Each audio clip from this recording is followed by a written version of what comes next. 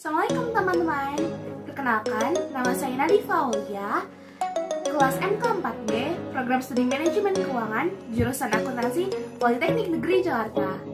Ini adalah video pertama saya yang dibuat untuk pemenuhan tugas akhir mata kuliah Perilaku Organisasi dengan dosen pengampu Bapak Sri Wahyono. Di video kali ini, saya akan membahas mengenai pengelolaan stres kerja untuk meningkatkan potensi diri.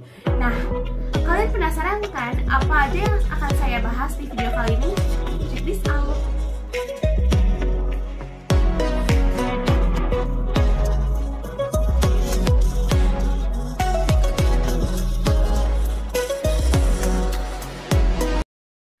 Mengenai stres, pasti kita sering mendengarkan kata stres gitu.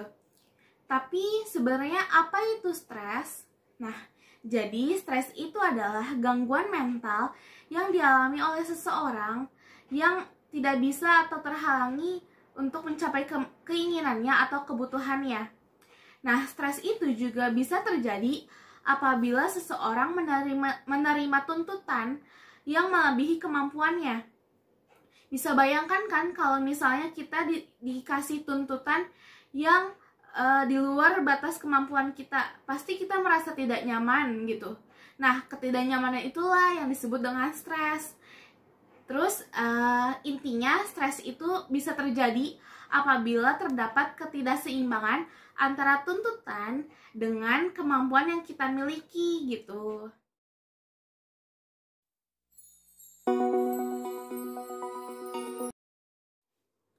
Baik, selanjutnya saya akan menjelaskan mengenai sumber-sumber stres. Sumber-sumber stres dibagi menjadi 3, yakni stres yang berasal dari dalam diri individu, stres yang berasal dari anggota keluarga, dan stres yang berasal dari organisasi dan masyarakat. Stres yang berasal dari dalam diri individu biasanya disebabkan oleh adanya penyakit yang diderita oleh individu tersebut atau adanya pertentangan batin yang dialami oleh individu tersebut. Yang kedua, stres yang berasal dari anggota keluarga. Biasanya disebabkan oleh adanya tingkah laku, kebutuhan, dan kepribadian anggota keluarga yang berbeda-beda. Misalnya, ada anggota keluarga yang memiliki kepribadian suka marah-marah dan sering bertengkar. Itu dapat menimbulkan stres kita menjadi meningkat, bukan? Nah, selanjutnya ada stres yang berasal dari organisasi dan masyarakat. Kalau berasal dari organisasi, biasanya itu timbul karena adanya tekanan dari pekerjaan. Kalau dari masyarakat, biasanya timbul karena situasi lingkungan masyarakat itu sedang kacau.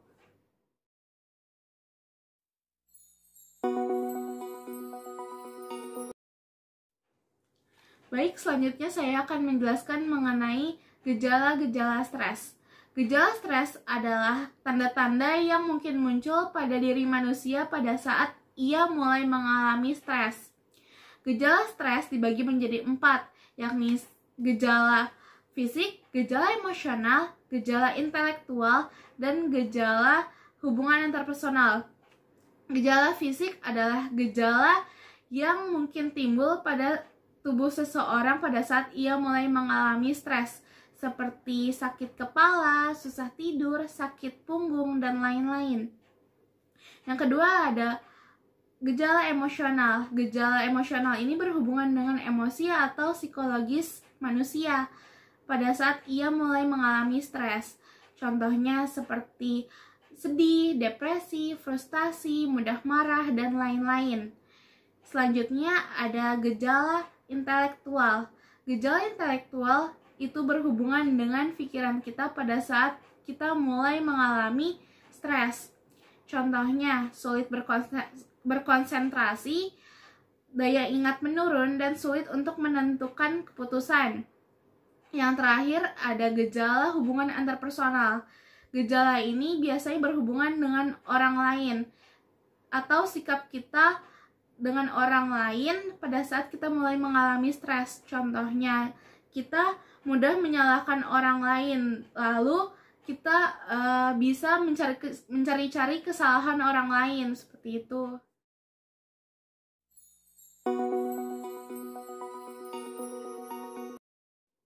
Selanjutnya, saya akan menjelaskan mengenai tingkatan stres. Tingkatan stres dibagi menjadi 3, yakni stres ringan, stres sedang, dan stres berat. Stres ringan biasanya disebabkan oleh lupa, terlalu banyak tidur, kemacetan, dan penerimaan kritik dari orang lain. Biasanya, stres ringan ini berlangsung dari beberapa menit hingga beberapa jam. Selanjutnya, ada stres sedang. Stres sedang ini biasanya disebabkan oleh perselisihan, kesepakatan yang belum selesai, permasalahan keluarga, dan lain-lain. Stres sedang ini berlangsung lebih lama dari stres ringan, biasanya hingga berhari-hari. Dan selanjutnya ada stres berat. Stres berat ini biasanya berlangsung hingga berbulan-bulan.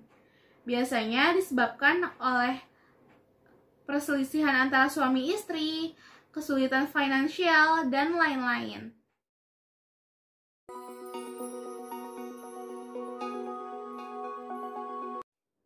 Baik, sekarang kita akan masuk ke materi yang kedua mengenai stres kerja. Pasti seorang karyawan ingin memberikan hasil yang terbaik bagi perusahaan di mana tempat ia bekerja, kan? Nah, perusahaan juga ingin menilai sejauh mana karyawan tersebut maksimal dalam bekerja dengan membuat target-target yang harus dicapai oleh karyawan-karyawannya. Namun, terkadang target tersebut malah membuat karyawan semakin tertekan. Nah, kondisi inilah yang membuat stres kerja pada karyawan bisa muncul.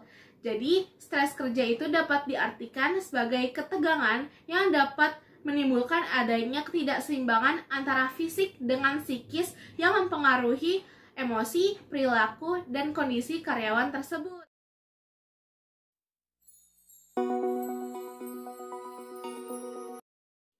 Selanjutnya saya akan menjelaskan mengenai penyebab dari stres kerja. Nah, stres kerja ini dapat disebabkan oleh beberapa hal. Yang pertama adalah kondisi pekerjaan. Nah, kondisi pekerjaan dibagi lagi menjadi beberapa hal. Yang pertama, beban pekerjaan yang berlebihan dapat membuat pekerjaan yang dilakukan akan semakin sulit. Dan yang kedua adalah bahaya fisik. Bahaya fisik ini berhubungan dengan jabatan pekerjaan yang memiliki risiko yang tinggi. Yang ketiga adalah tanggung jawab dalam mengambil keputusan. Nah, stres akan muncul apabila keputusan yang diambil ini sangat penting bagi kelangsungan perusahaan di masa yang akan datang. Selanjutnya ada pergantian waktu kerja. Nah, yang terakhir ada pembaharuan teknologi. Kalau adanya pembaharuan teknologi itu menyebabkan karyawan ini harus beradaptasi kembali dengan teknologi yang baru. Nah, selanjutnya selain ada kondisi pekerjaan, ada lagi faktor intrapersonal. Nah, faktor intrapersonal ini adalah hubungan kita dengan rekan karyawan atau hubungan kita dengan atasan. Nah, selanjutnya ada struktur organisasi. Stres akan muncul apabila manajemen perusahaan itu sangat buruk dan struktur organisasi perusahaan itu sangatlah kaku. Nah, yang selanjutnya ada masalah peran. Masalah peran ini dapat menimbulkan stres apabila seorang karyawan ini tidak memiliki cukup informasi dan tidak mengerti mengenai tugas yang diberikan. Nah, yang terakhir ada tampilan pekerjaan rumah. Tampilan pekerjaan rumah ini maksudnya stres akan muncul apabila kehidupan sosial karyawan tidak mendukung pekerjaannya. Nah, selanjutnya saya akan menjelaskan mengenai dampak dari stres kerja. Dampak dari stres kerja ini ada 3. Yang pertama kognitif, yang kedua adalah emosi, yang ketiga adalah tingkah laku. Nah, yang pertama itu adalah kognitif. Kognitif ini stres kerja dapat mengganggu pikiran dan perhatian seorang karyawan dalam melakukan pekerjaan. Nah, kalau yang emosi ini, biasanya kalau karyawan tidak dapat mencapai targetnya, maka ia akan kehilangan kepercayaan dirinya. Nah, yang terakhir adalah tingkah laku. Tingkah laku ini biasanya kalau seorang karyawan mengalami stres kerja, ia akan berperilaku negatif dan mulai menjauhi rekan-rekan kerjanya.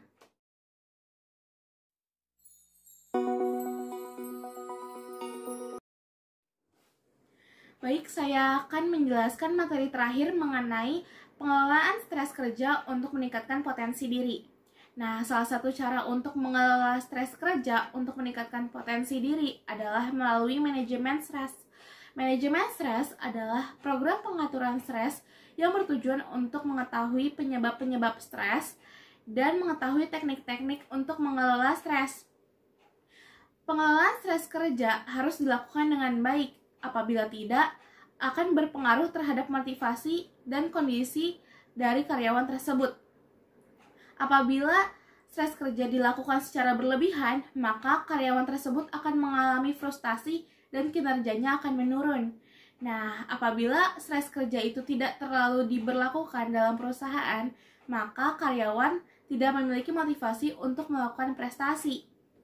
Di sini, pengelolaan stres kerja itu dibagi menjadi dua pendekatan, yakni yang pertama pendekatan individual dan yang kedua pendekatan organisasional.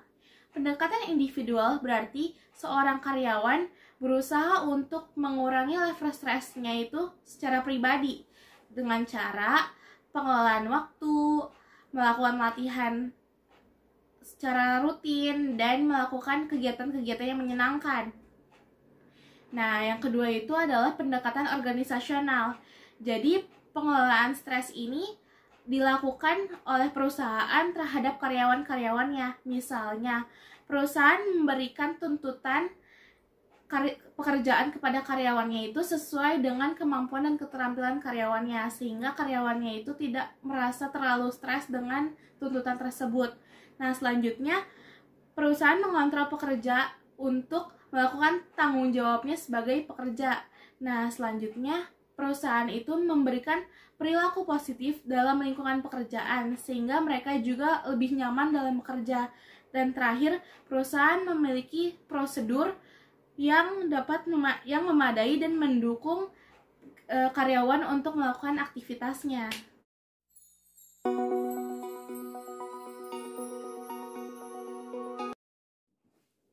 Jadi kesimpulannya, stres kerja itu sangat berpengaruh ya terhadap kinerja dan produktivitas perusahaan, di mana kita mengarahkan seluruh sumber daya dan potensi yang kita miliki, namun bila dilakukan secara berlebihan akan berdampak negatif terhadap tubuh kita.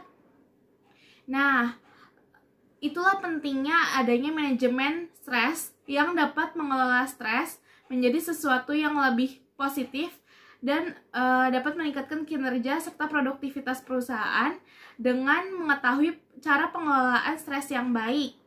Nah, selain itu, kita juga harus bekerja sama dengan perusahaan agar kinerja dan produktivitas itu dapat diwujudkan dengan baik. Baik, sekian pembahasan mengenai pengelolaan stres kerja untuk meningkatkan potensi diri saya sampaikan. Semoga video ini dapat bermanfaat bagi kalian yang menontonnya. Terima kasih. Wassalamualaikum warahmatullahi wabarakatuh.